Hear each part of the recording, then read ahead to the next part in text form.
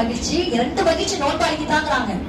ஒண்ணே நோன்பு திறக்கும் போது ஏற்படக்கூடிய மகிழ்ச்சி, அதே நோன்பாளி நாளைக்கு அல்லாஹ்வை சந்திக்கக்கூடிய மகிழ்ச்சி. நாளைக்கு அல்லாஹ்வை யார் பார்க்கலாம்?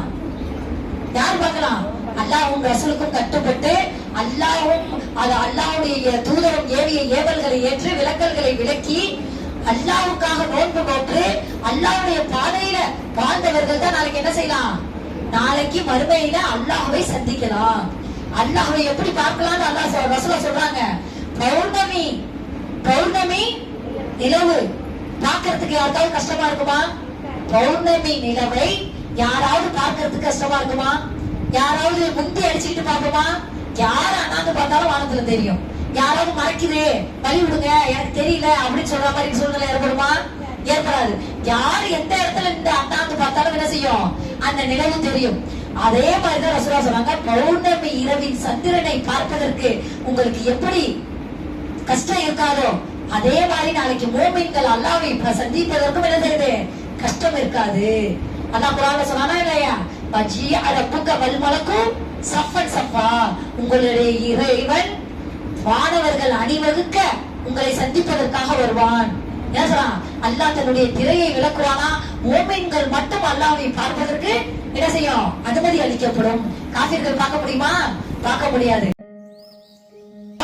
இரவில் நின்று வணங்குறாங்களோ குஃபிரலஹு மா தகத்தம மின் தன்பிஹி, அவருக்கும் அவருடைய முன்பாவங்கள் என்ன செய்யப்படும்? மன்னிக்கப்படும். யார் ஈமானோடும் நன்மையை எதிர்பார்த்தும் நின்று வணங்குறாங்களோ, யார் ஈமானோடும் நன்மையை எதிர்பார்த்தும் நோன்பு வைக்கிறாங்களோ அவர்களுக்கு அல்லாஹ் தஆலா என்ன செய்வான்? முன் சென்ற பாவங்களை மன்னிக்கிறான். இந்த நோன்பினால நிறைய என்ன செய்யுது?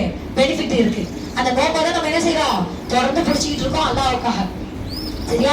அந்த நோம்புல அல்லாஹ்வின் உதவினால 28 நோம்பா, 28வது நோம்பு நம்மளுக்கு இருக்கு. 27 நோம்பை நம்ம கடந்துட்டோம். 28வது நோம்பை திறக்கக்கூடிய நிலைமையில நம்ம இருக்கிறோம். இன்ஷா அல்லாஹ் நம்ம வரக்கூடிய இரவு என்னது?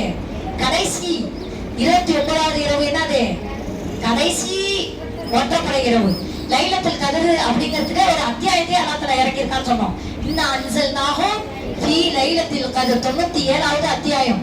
குர்ஆன்ல 114 சூரா இருக்கு. அதுல ஒரு சூரா என்னது? லைலத்துல் கத்ர். லைலத்துல் கத்ர்னா என்னது? மகத்துவமிக்க இரவு. லைலத்துல் கத்ர்னா என்னது? மகத்துவமிக்க இரவு, கண்ணியமிக்க இரவு. அல்லாஹ்வே குர்ஆன்ல அப்படிங்கிற டைட்டில்லே ஒரு அத்தியாயத்தை இறக்கி வச்சிருக்கான்.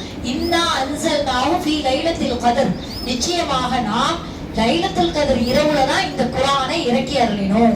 வமா அதுராக மா லைலத்துல் கத்ர், லைலத்துல் கத்ர் இரவு என்றால் நபியே உமக்கு எப்படி தெரியும்? அல்லாஹ்வே ரசூலுல்லாஹ் பார்த்து கேக்குறான். நபியே அல்லாஹ் சொல்லி கொடுத்தாதான் ரசூலுல்லாஹ்க்கு தெரியும். ரசூலுல்லாஹ் தானா தன்னுடைய சுய விருப்பத்துக்கு எதையுமே சொல்ல மாட்டாங்க.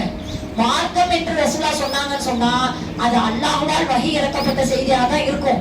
தானா ரசூலுல்லாஹ் மார்க்கம் என்று தானா தன் சுய இச்சைப்படி தன் மன இச்சைப்படி பேச மாட்டாங்க. ஏன்னா அல்லாஹ்வே அதுக்கு சொல்றான், வமா யந்திகு அனில் ஹவா இன் ஹுவ இல்லா வஹியுஹா. ரசூல் ஸல்லல்லாஹு அலைஹி வஸல்லம் அவங்க தன்னுடைய இச்சைப்படி எதையுமே பேச மாட்டாங்க. இன் ஹுவ இல்லா வஹியுஹா, அவர்களுக்கு அது வஹியாக அறிவிக்கப்பட்டது என்று வேறு இருக்காது. அல்லாஹ் தஆலா எதை மார்க்கமாக வஹியாக அறிவித்தானோ அதை தான் ரசூல் ஸல்லல்லாஹு அலைஹி வஸல்லம் அவங்க சொல்லுவாங்க மக்களுக்கு மார்க்கமாக. தெரியலன்னு வச்சுங்க, அல்லாஹ் தஆலாவிடத்துல இருந்து வஹி வரலன்னு வச்சுங்க, ஒருத்தர் சஹாபி வந்து கேள்வி கேட்கிறாரு, அதுக்கு ரசூலுல்லாஹ்க்கு முன்கூட்டியே செய்தி தெரிஞ்சிருந்தா அல்லாஹ் வஹி இறக்கி இருந்தா பதில் சொல்லுவாங்க. இல்லை என்றால் ரசூலுல்லாஹ் அமைதியா இருந்துருவாங்க. ஏன்? எனக்கு ஒன்னும் வஹி வரலப்பா, வஹி வந்தோட சொல்றேன்னுவாங்க. அல்லாஹ்வுடைய தூதர் தன்னுடைய சுய விருப்பின்படி, சுய இச்சையின்படி, மன இச்சையின்படி எதையுமே மார்க்கமாக சொல்ல மாட்டாங்க. அதுக்கு அவங்களுக்கே ரைட்டு கிடையாதுன்னு அல்லாஹ் சொல்றான். நம்ம தொடர் பயான்ல பார்த்தோம், அதிகாரம் எல்லாமே யாருக்கு? அல்லாஹ்வுக்கு தான். அதிகாரத்துல நபியே உனக்கே பங்கு இல்லைங்கிறான் அல்லாஹ். லைஸலக மின் அம்ரி ஷைஉன், அதிகாரத்துல நபியே உனக்கு பங்கு கிடையாது, அதிகாரம் ஃபுல்லா எனக்கு உள்ளது. மார்க்கம் என்ற பெயரால் எதை சொல்வதாக இருந்தாலும் நான் என்ன செய்வேன்? நான் தான் சொல்லுவேன்.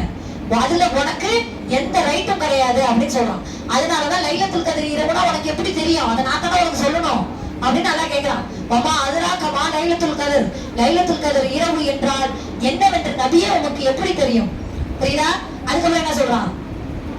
லைலத்துல் கத்ரி ஹைரும் மின் அல்ஃபி ஷஹர். லைலத்துல் கத்ர்னா என்ன தெரியுமா? ஹைரும் மின் அல்ஃபி ஷஹர்.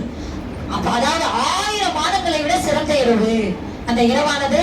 வாங்க பேசாதீங்க, 1000 மாதங்களை விட சிறந்த இரவு அந்த ஒரு இரவுங்கிறாங்க. 1000 மாதங்கள் நம்ம அமல் செய்தா என்ன நன்மைகள் கிடைக்குமோ அந்த நன்மைகள் அந்த ஒரு இரவு செய்யற அமல்கள்ல கிடைச்சிடும். புரியுதா? ஹைரம் மின் அல்ஃபி ஷஹர் தனஸ்ஸலுல் மலாயிகத்து வர்ரூஹு ஃபீஹா. அந்த இரவுல தனஸ்ஸலுல் மலாயிகத்துமார்கள் இறங்குறாங்க. தனஸ்ஸலுல் மலாயிகத்து வர்ரூஹு. ரூஹுனா யாரு? இன்னும் ஜிப்ரீல் அலைஹிஸ்ஸலாம். ஜிப்ரீல் வானவர்களுடைய தலைவர் யாருமா? ஜிப்ரீல் அலைஹிஸ்ஸலாம். ஜிப்ரீல் அலைஹிஸ்ஸலாம் அவர்களும் மலக்குமார்களும் எந்த இரவுல இறங்குறாங்களாம்? லைலத்துல் கத்ர் இரவுல இறங்குறாங்களாம். அதெல்லாம் பேசாதீங்கம்மா, அமல் செய்யுங்கம்மான்னு சொல்றோம். சரியா? நம்மளுடைய ஒவ்வொரு அமல்களும் பதிவு செய்யப்படுது. 1-2 மாணவர்கள் இறங்கல, ஜிப்ரீல் உள்பட எல்லா மலக்குமார்களும் அந்த இரவுல என்ன செய்யறாங்க? இறங்குறாங்க. தனஸ்ஸலுல் மலாயிகத்து வர்ரூஹு ஃபீஹா. அல்லாஹ் சொல்றான் குர்ஆன்ல, தனஸ்ஸலுல் மலாயிகத்து வர்ரூஹு ஃபீஹா பிஇذن ரப்பிஹிம். எப்படி இறங்குறாங்களாம்? அவர்களுடைய இறைவனின் கட்டளைகளுக்கு இணங்க இறங்குறாங்க. தன்னுடைய இறைவன், தன்னுடைய ரப்ப அவங்களுக்கு என்ன கட்டளை இட்டாங்களோ அந்த கட்டளைகளுக்கு இணங்க யார் இறங்குறா? அந்த மலாயிகத்துமார்கள் இறங்குறாங்க. மலக்குமார்கள் மூலமா தான் அல்லாஹ் தஆலா எல்லா பணிகளையும் செய்றான்.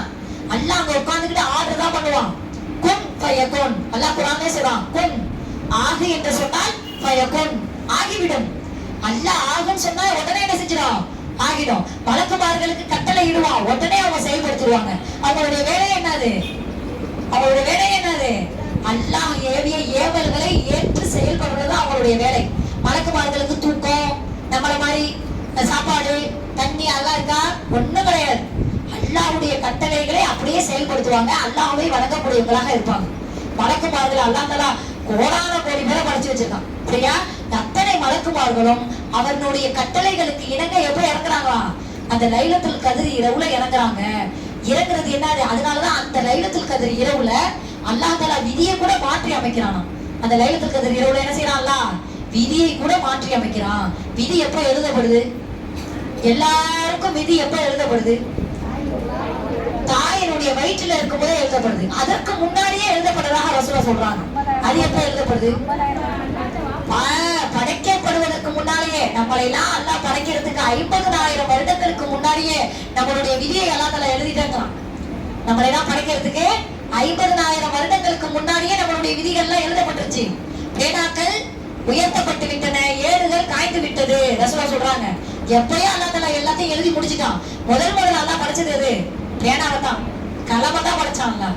பேனாவை படைச்சு எழுதுவோட தான் படைச்சான். படைச்சு எழுதுன்னு சொல்லி கட்டளை இட்டான். அது கிடுகிடுன்னு எழுதிருச்சு. உலகம் படைக்கப்பட்டது முதல் உலகம் முடிவு வரைக்கும் எல்லாத்தையுமே எழுதிருச்சு. சரியா? அப்பயே அல்லாஹ் தஆலா நம்மளை என்ன செஞ்சானா நம்மளுக்கே தெரியாது. ஆதம் அலைஹிஸ்ஸலாம் அவர்களுடைய முதுகு தட்டில் இருந்து நம்மளை எல்லாத்தையும் வெளியேற்றி உட்கார வைத்து, நீங்கள் எல்லாம் அல்லாஹ் ஒருவனை தான் வணங்கணும், என்னை தவிர வணக்கத்திற்குரியவன் வேறு யாரும் இல்லை இப்படின்னு சொல்லி நம்மள்ட்ட வாக்குறுதி வாங்கிட்டு தான், உறுதிமொழி எடுத்த பிறகுதான் நம்மள இந்த துனியாவுக்கே அனுப்பி வச்சிருக்காங்களா. நீங்க யாராவது உறுதிமொழி கொடுத்தது ஞாபகம் இருக்கா? நம்ம யாருக்காவது ஞாபகம் இருக்கா? ஆனா நம்ம எல்லாமே அல்லாஹ் இடத்துல என்ன செஞ்சுட்டு வந்திருக்கோம்? உறுதிமொழி கொடுத்துட்டு வந்திருக்கோம். என்னத்துக்கு? யாரெல்லாம் உன்னை ஒருத்தனை தான் வணங்குவேன், உன்னைக்கு இணை வைக்க மாட்டேன் அப்படின்னு சொல்லிட்டு தான் வந்து உட்கார்ந்து என்ன செஞ்சுட்டு இருக்கோம்? இணை வச்சிட்டு இருக்கோம். அப்ப அல்லாஹ்க்கு கோபம் வருமா வராதா? வாக்கு கொடுத்தால் மாறு செய்வான். யாரு? முனாஃபிக்கு. முனாஃபிக்குடைய தன்மை என்னது? வாக்களித்தால் மாறு செய்வான். முனாஃபிக்குடைய தன்மை 4 ஹதீஸ்ல வருது. பேசினால் பொய் பேசுவான், சண்டையிட்டால் திட்டுவான், வாக்களித்தால் மாறு செய்வான், நம்பினால் மோசடி செய்வான். அல்லாஹ் நம்பித்தான் நம்மளை அனுப்புறான். என்ன மட்டுமே வணங்குவியா, எனக்கு எதையும் இணை வைக்க மாட்டியா, நான் தானே உன்னோட ரப்பு ஏத்துக்கிறியா, இதெல்லாம் சொல்லிட்டு தான் நம்ம வந்திருக்கோம். எல்லாம் அல்லாஹ் இடத்துல உத்தரவு கொடுத்துட்டு தான் வந்திருக்கோம். ஆனா நமக்கு தெரியாது. ஆதம் அலைஹிஸ்ஸலாம் அவர்களுடைய முதுகு தண்டுல தான் நம்ம எல்லாரும் இருந்திருக்கோம். ஏன்? நம்மளுடைய தந்தை யாரு? ஆதம் அலைஹிஸ்ஸலாம் தான். முதல் படைக்கப்பட்டது யாரு? ஆதம் அலைஹிஸ்ஸலாம் தான். முதல் நபியும் யாரு? ஆதம் அலைஹிஸ்ஸலாம் தான். ஆதம் அலைஹிஸ்ஸலாம் அவர்களை அல்லாஹ் தஆலா எப்படி படைச்சான்? தன்னுடைய கையால் படைத்தான். படைத்து ஆதமுக்கு ரூஹு, தன்னுடைய ரூஹில் இருந்து ரூஹு கொடுத்தான். அதுக்கப்புறம் ஆதமுக்கு எல்லாத்தையும் அல்லாஹ் தஆலா கற்றுக் கொடுத்தான். புரியுதா? மலக்குமார்கள்ட்ட மனிதர்களை படைக்க போறேன்னு சொல்லும் போது, இவங்க பூமியில அடிச்சுக்கிட்டு ரத்தம் சிந்து வரையா நீ படைக்க போற அப்படின்னு மலக்குமார்கள் கேட்டாங்க. அப்ப நாங்க தான் உன்னை வணக்கத்துக்கு நாங்க இருக்கோமே அல்லாஹ், நீ ஏன் பூமியில அடிச்சுக்கிட்டு ரத்தம் சிந்துறவங்களை படைக்க போற அப்படின்னு சொன்னதுக்கு, நான் நாடியதை நான் செய்வேன்டா அல்லாஹ். அப்படிதானே? அப்ப மலக்குமார்கள்ட்ட அல்லாஹ் பர்மிஷன் கேட்கல, நான் இதை செய்ய போறேன்னு சொன்னாங்க. ஆனா மலக்குமார்களுடைய டியூட்டி என்னது? சதா இறைவனை வணங்குவாங்க, இறைவனுடைய கட்டளைக்கு கட்டுப்பட்டு நடப்பாங்க. அத சூரத்து தாரீம்லயே அல்லாஹ் தஆலா சொல்லி காட்டுறான் 66வது அத்தியாயத்துல. அப்ப மலக்குமார்களுடைய டியூட்டி அதான். அப்ப அதே மாதிரிதான் நம்ம வாக்கு கொடுத்துட்டு வந்திருக்கோம். சரியா? உலக மக்களோட அனைவருடைய விதியும் அப்ப எழுதப்பட்டிருது. அதற்கு பிறகு ஒரு தாயினுடைய வயிற்றில் குழந்தை இருக்கும் போது 3வது 40 நாள் வரும்ல, முதல் 40 நாள் விட்டுருங்க, அப்ப எப்படி இருக்கும்? விந்து துளியா இருக்கும்.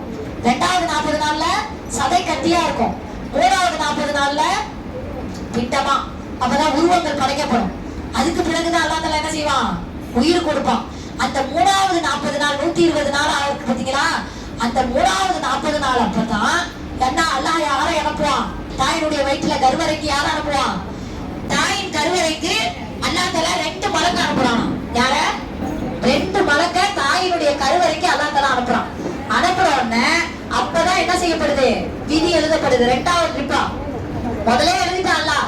அதுக்கப்புறம் தாயினுடைய வயிற்றுல 3வது 40 நாள் 40 40 40 12 120 நாள்ல அல்லாஹ் தஆலா 2 மலக்கை எங்க அனுப்புறான்?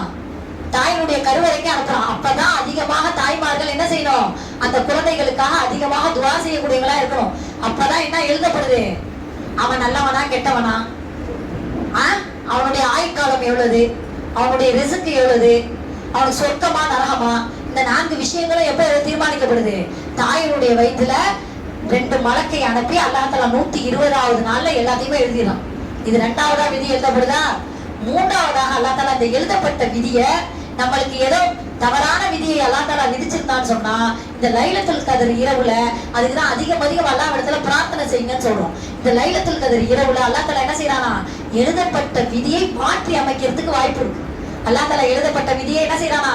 இந்த லைலத்துல் கத்ர் இரவுல நம்ம கேட்கிற துஆவின் மூலமாக நம்மளுக்கு தவறான விதிகள், துன்பமான விதிகள் எழுதப்பட்டிருந்தா கூட அந்த விதியை அல்லாஹ் தஆலா என்ன செய்வானா? மாற்றி அமைப்பதற்கு வாய்ப்பு இருக்கிறது. அதனால இந்த லைலத்துல் கத்ர் இரவை யூஸ் பண்ணீங்கன்னு சொல்றாங்க. புரியுதா? அதனாலதான் மாணவர்கள் அந்த அல்லாஹ்வுடைய கட்டளைகளுக்கு இணங்க இந்த லைலத்துல் கத்ர் இரவுல இறங்குறாங்க. என்ன கட்டளை? பல கட்டளையில இதுவும் ஒரு கட்டளை. நீங்க துஆ கேட்பதன் மூலமாக அல்லாஹ் தஆலா என்ன செய்வான்? நம்மளுக்கு எழுதப்பட்ட விதியை கூட மாற்றி அமைக்கலாம். அதனாலதான் லைலத்துல் கத்ர் இரவை வேஸ்ட் பண்ணிடாதீங்கம்மா. ஒரு நிமிஷத்தை கூட வேஸ்ட் பண்ணாதீங்க. அல்லாஹ்விடத்துல அதிகம் பிரார்த்தனை செய்யுங்க. நம்மளுடைய விதியை கூட அல்லாஹ் தஆலா மாற்றி அமைக்கிற நாள் இது. அந்த நாளை யூஸ் பண்ணீங்க. இது கிடைக்குமா? முடியாது. 4 இரவை கடந்துட்டோம். 4 இரவை எப்படி கடந்தோமோ இந்த ஒரு இரவையாவது அல்லாஹ் தஆலா என்ன செய்யணும்? நம்ம முழுக்க பேசாம கொள்ளாம எப்போதும் தான் பேசிட்டு இருக்கோம். வருஷம் 360 நாள் நம்ம பேசிட்டு தான் இருக்கோம். நம்ம வாயை ஓய மாட்டேங்குது. அப்படிதான் நம்ம வாயத்தோட தான் பேசிக்கிட்டே தான் இருக்கோம். இந்த ஒரு இரவையாவது இன்ஷா அல்லாஹ் நம்ம என்ன செய்யணும்? பேசாம கொள்ளாம நியத் இப்ப வைங்க. இந்த வர்ற இரவுல இந்த நைட் வந்து இபாதத் செய்வோம்ல, யார்கிட்டயும் நான் பேச மாட்டேன். நான் பாட்டுக்கு அமல் செய்வேன், இபாதத் செய்வேன், திக்ர் செய்வேன், குர்ஆன் ஓதுவேன், நஃபில் கட்டி தொழுவேன். இப்படி சமைச்சிங்க. இந்த இரவு லைலத்துல் கத்ர் இரவா இருந்தா 1000 மாதங்கள் நீங்க செஞ்ச நன்மை கிடைச்சு போயிடும். புரியுதா? நீங்க திக்ர் செஞ்சீங்கன்னு சொன்னா 1000 மாதங்கள் நீங்க திக்ர் செஞ்சா என்ன நன்மை கிடைக்குமோ அது அல்லாஹ் தஆலா இந்த இரவுல கொடுத்துருவோம். 1000 மாதங்கள் நீங்க நின்று தொழுவனா, இங்க வாங்க, இந்த பக்கம் வாங்க, நின்று தொழுவனா என்ன நன்மை கிடைக்குமோ அந்த நன்மை எப்ப கிடைக்கும்? இந்த ஒரு இரவுல கிடைச்சிடும். 1000 மாதங்கள் நீங்க குர்ஆன் ஓதுனா என்ன நன்மை கிடைக்குமோ அந்த நன்மை இந்த ஒரு இரவுல கிடைச்சிடும். அப்ப 83 கிட்டத்தட்ட 83 வருடத்துக்கு மேல நீங்க அமல் செஞ்சா என்ன நன்மை கிடைக்குமோ அது இந்த ஒரு இரவுல கிடைக்கிறதுனா அது எவ்வளவு பெரிய விஷயம். அதை நம்ம தவற விடலாமா? அதை நம்ம வேஸ்ட் ஆக்கலாமா? அதை வீணாக்கலாமா? அப்ப அந்த இரவை நம்ம எந்த அளவுக்கு நம்ம யூஸ் பண்ணிக்கணும்? தனஸ்ஸலுல் மலாயிகத்து வர்ரூஹு ஃபீஹா பிஇذن ரப்பிஹிம் மின் குல்லி அம்ரின் சலாம். மின் குல்லி அம்ரின் சலாம். அல்லாஹ்வுடைய கட்டளைகளுக்கு இணங்க மாணவர்கள் இறங்குறாங்க. சலாம். அந்த இரவானது சாந்தி நிறைந்தது. அந்த இரவானது அமைதி நிறைந்தது, சாந்தி நிறைந்தது. சலாமுன் ஹிய ஹத்தா மத்லஇல் ஃபஜ்ர். அந்த சலாமானது ஃபஜ்ர் வரைக்கும் இருக்கும். நம்ம 3 மணிக்கு விட்டு நம்ம சாப்பாடு கொடுத்து அதோட முடிஞ்சு பிடிச்சுன்னு நினைச்சுக்கோங்க. அது லைலத்துல் கத்ர் இரவு எது வரைக்கும் இருக்கு? ஃபஜ்ர் வரைக்கும் இருக்கு. வீட்டுல போய் நீங்க என்ன செய்யணும்? குர்ஆன் ஓதலாம், தொழுவலாம், திக்ர் செய்யலாம்.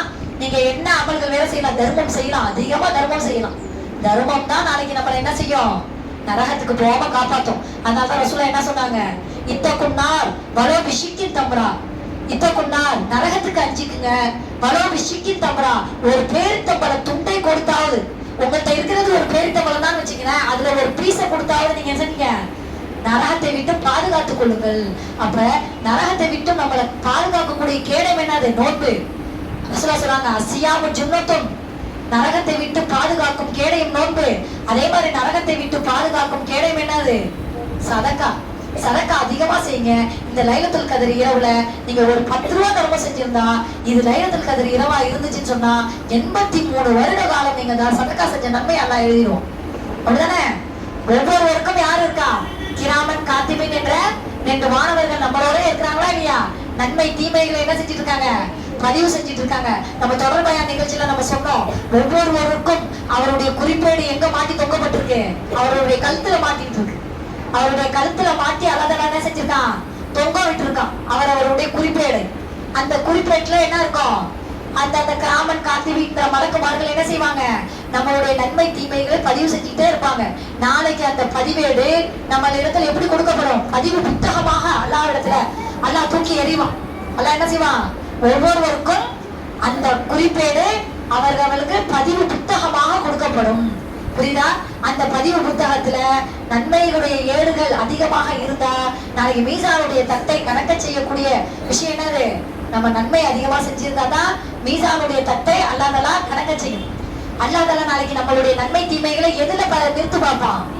மீசான்கிற தராசுல நிறுத்து பார்ப்பான். அதுல நம்மளுடைய மீசானுடைய தட்டுல நன்மையினுடைய எடை கணக்கணும்னு சொன்னா நம்ம என்ன அதிகமா செய்யணும்? மீசானுடைய தட்டை கணக்க செய்யக்கூடிய வார்த்தைகள் இருக்கு பாத்தீங்களா? அதை அதிகமாக திக்ருல சொல்லணும். அல்ஹம்துலில்லாஹ் மீசானுடைய தட்டை கணக்க செய்யும். ரசூலுல்லாஹ் சொன்னாங்க, என்னங்க சத்தமா? மீசானுடைய தட்டை கணக்க செய்யக்கூடிய வார்த்தை, நிரப்பி விடக்கூடிய வார்த்தை என்னது? அல்ஹம்துலில்லாஹ். நிறைய பேர் முஸ்லிமா இருக்கிறோமா, ஆனா நான் அவங்களுடைய வாயில அல்ஹம்துலில்லாஹ்வோ சுப்ஹானல்லாஹ்வோ இன்ஷா அல்லாஹ்வோ எதுவுமே வர மாட்டேங்குது. முஸ்லிம்னு பேரளவுல இருக்காங்க, ஆனா அவங்க வாயில இருந்து என்ன வர மாட்டேங்குது?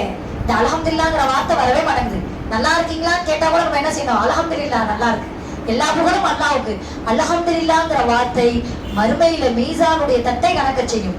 அதே மாதிரி சுப்ஹானல்லாஹி வ பிஹம்திஹி சுப்ஹானல்லாஹில் அலீம், இது அல்லாஹ்வுக்கு பிடித்தமான வார்த்தை, சொல்வதற்கு நாவிற்கு இலகுவான வார்த்தை, மறுமையில மீசானுடைய தட்டை கணக்க செய்யற வார்த்தை என்றே அல்லாஹ்வுடைய தூதர் சொல்றாங்க.